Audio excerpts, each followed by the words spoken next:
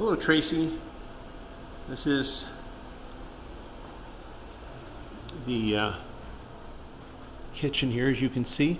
Now, what I'm trying to do is decide where we want John to put the lights. And I've given a little bit of thought, and so here's my impression. And you know me enough to know I'm not the person to count on for this sort of thing. But as an engineer, I'm thinking if we were to take the middle of this cabinet here, going over to the sink, go midway, and then put the light right up there so that the light would come down like right in the middle of this area here. That'd be one. We could put another one so that it comes to the middle of this area, which would be about here, and go straight up. So if we were to drop a line from where the light would be straight down, it would hit the edge of the counter here. We could do another one from this corner, and so drop it down to where it's exactly on here. I would say another one here, straight up. And the last one, I would probably put up here so that it comes in the middle of this area here.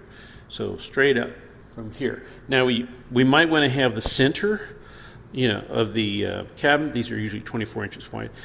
We could do maybe the center. How would that look? My problem with doing it over here is that if I come up too close to the wall here, I'm going to get a shadow. So I'm inclined to put them out, say, as far as here. So about the best plan I've got, Tracy, is if you can give me some thoughts on this, then what I'd like to do is have John, once John takes this panel down, I'll have him mark on the ceiling with tape, and then we'll take some pictures of that and see how that's going to look. Now, also, this is an old fixture here.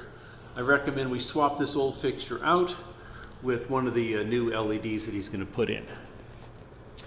I don't know what other angle to show you on this.